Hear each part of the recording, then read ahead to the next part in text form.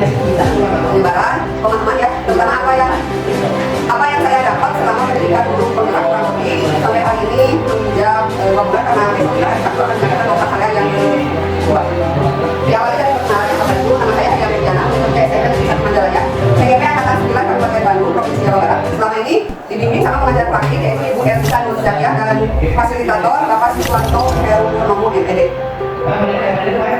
Bapak dan Ibu mungkin sudah pada tahu ya bahwa di sekolah itu sangat disarankan untuk menerapkan budaya di CJP itu ada kurang lebih 7 budaya positif yang memang harus diterapkan terutama di lingkungan pendidikan. Yang pertama ada perubahan paradigma pembelajaran, disiplin positif dan nilai kebajikan universal, teori motivasi, hukuman penghargaan dan restitusi, kebutuhan dasar manusia, keyakinan kelas, posisi kontrol guru dan segitiga restitusi. Dimulai dari materi yang pertama ya Bapak Ibu, perubahan paradigma pembelajaran merupakan pergeseran antara stimulus respon menjadi teori kontrol. Pembelajaran dirancang berdasarkan prinsip pembelajaran yang berpihak pada murid dan berdasarkan sehingga setiap murid akan belajar sesuai dengan kebutuhan dari tahap perkembangannya untuk menjadi manusia yang bisa meraih pengalaman dan kebahagiaan yang sendiri dari masa depan nanti. Bapak Ibu, kenapa di sini diterapkan pembelajaran yang sesuai dengan kebutuhan? Terutama yang berpihak pada murid, contohnya yaitu berdiferensiasi. Maka kita harus menerapkan berdiferensiasi sesuai dengan filosofi Ki Hajar Dewantara bahwa posisi anak lahir ke dunia ini itu udah ada kontrak zaman dan kontrak alamnya masing-masing. Otomatis Bapak dan Ibu mengajar mereka pun jangan disamakan dengan kita mengajar anak-anak zaman dulu, gitu ya, karena zaman sekarang mereka lahir dari orang tuanya yang zaman sekarang. Selain itu juga bahwa seorang anak itu juga Bapak harus memiliki paradigma bahwa seorang anak itu bukan sebuah selembar kertas yang kosong. Jadi itu paradigma yang salah kalau masih beranggapan bahwa seorang anak adalah selembar kertas yang kosong yang bisa kita tulis sesuka kita.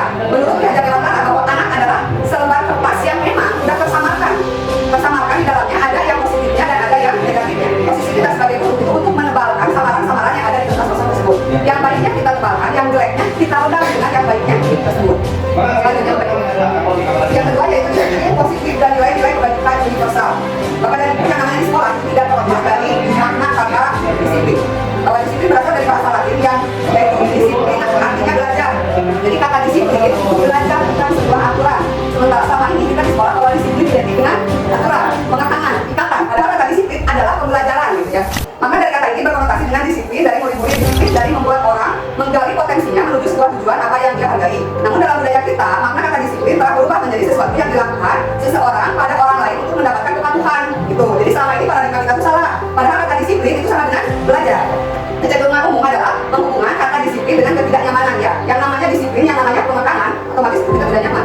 Termasuk posisi kita dulu kan harus datang ke sini jam 7. Harusnya kan disiplin ya. Harusnya belajar untuk bisa datang ke sini jam 7. Tapi kan kenyataannya selanjutnya ya. Ya selanjutnya nilai-nilai kebajikan universal. Bahwa nilai kebajikan adalah sifat positif manusia yang merupakan tujuan mulia yang ingin dicapai setiap individu. Nilai tersebut bersifat universal dan lintas pasang suku bangsa, agama maupun latar belakang. Jadi yang namanya nilai kebajikan itu tidak boleh memandang suku, bahasa, agama maupun latar belakang seseorang. Dengan mengaitkan nilai-nilai kebajikan yang diyakini seseorang, maka motivasi dan prinsipnya akan terbangun sehingga menggerakkan motivasi dari dalam untuk mencapai tujuan yang mulia yang diinginkan. Ini menurut teori Budanan Dosen tahun 1998. Nilai-nilai kebajikan yang ingin dicapai oleh setiap anak Indonesia kita kenal dengan profil pelajar Pancasila. Yang pertama ada beriman, bertakwa kepada Tuhan Yang Maha Esa dan berakhlak mulia, mandiri, bernalar kritis, berkebinekaan global, gotong royong dan kreatif. Kemudian yang ketiga ada teori motivasi, hukuman, penghargaan dan restitusi. Bapak Diana Dosen dalam bukunya menyatakan ada 3 motivasi perilaku manusia. Yang pertama untuk menghindari ketidaknyamanan atau hukuman ini adalah tingkat terendah dari motivasi perilaku manusia. Jadi ada orang-orang yang memang dia termotivasinya hanya untuk menghindari sebuah hukuman yang dimaksudkan. Ya, kita jalan bukan karena motivasi fisik, tapi karena memang sudah dihukum. Jadi tentang waktu. Yang keduanya mendapatkan imbalan dan penghargaan dari orang lain. Banyak yang seperti itu. Ya, motivasi yang salah. Yang ketiganya untuk menjadi orang yang mereka inginkan dan menghargai diri sendiri dengan nilai-nilai yang mereka percayai. Semoga Bapak Ibu motivasinya terlihat dari 3 ini ya.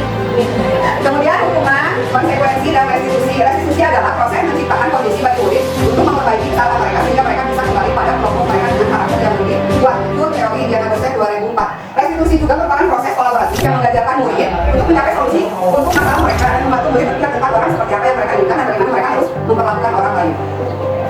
Selanjutnya ada materi keyakinan kelas dan keyakinan sekolah.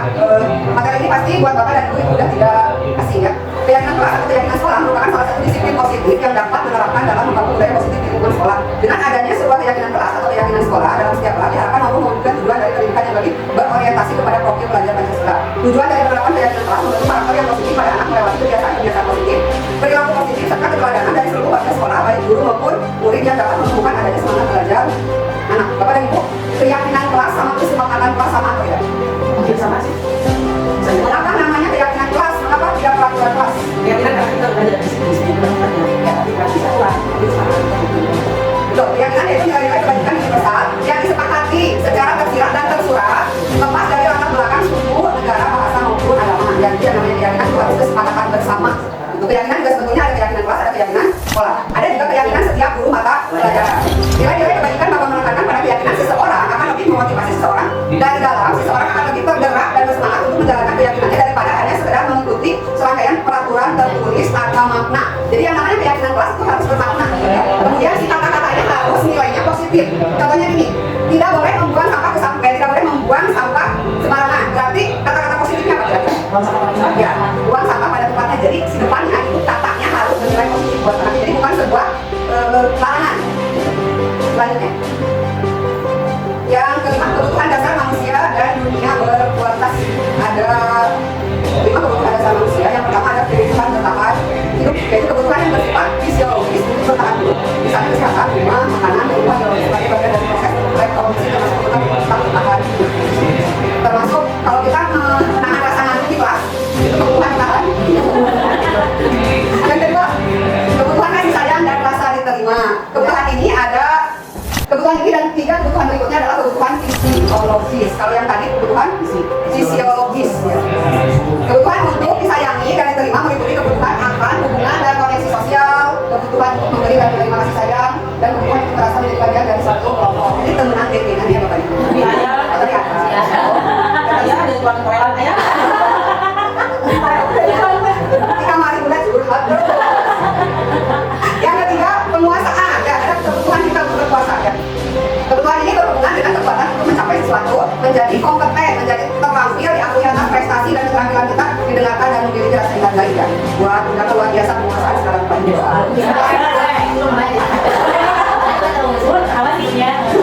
Yang keempat, kebutuhan kebebasan. Ya, setiap orang pasti memiliki kebutuhan kebebasan. Kebutuhan apa? Kemandirian, otonomi, memiliki pilihan dan mampu menjalankan arah hidup seorang. Tapi jangan terlalu bebas juga ya. Nomor 5-nya, kebutuhan kesenangan. Ini bukan utama ya.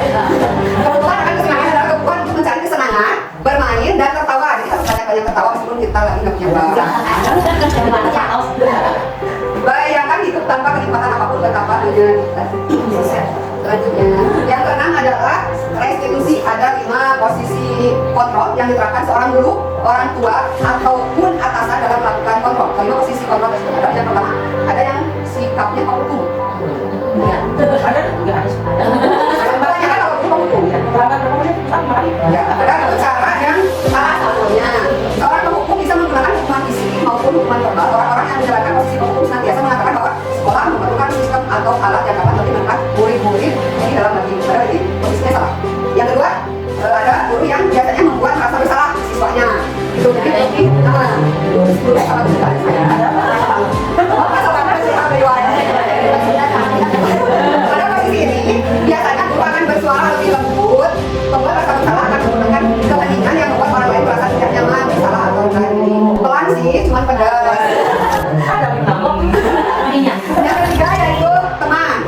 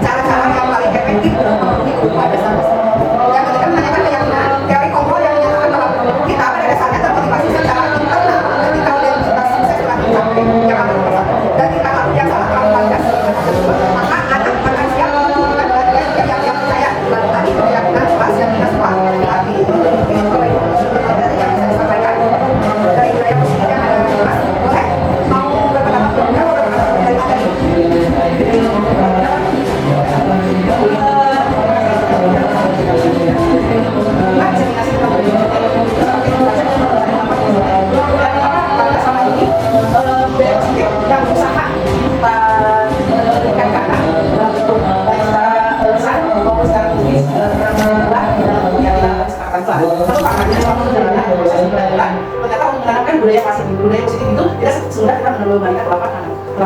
Karena budaya, tadi juga budaya. Budaya, budaya. Jadi sesuatu yang diusahakan di suatu bentuk dan awal.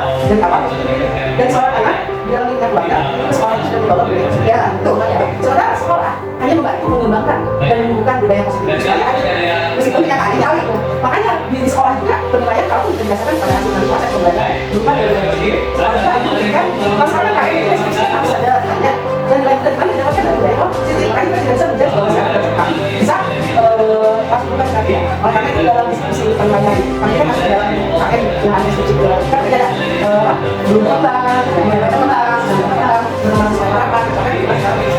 jadi ini saat ini adalah yang saya sampaikan mulai dari proses pembelajaran sampai tentang kalau masih kita sesuai dengan apa yang diskusi mungkin kita sudah merasakan jadi kita tidak tahu ya karena dia orangnya tidak sebagai teman itu namanya kita sampai akhir pada seorang karena namanya kita sesuai dengan belajar dan kita proses. Nah mudah-mudahan kami semua sebagai pendengar yang sudah disampaikan oleh Nadia sebagai CPP ini mudah-mudahan kami bisa melaksanakan yang disampaikan bagaimana meningkatkan pendidikan dengan baik bagi pelajar Pancasila. Mudah-mudahan bisa melakukan seperti itu.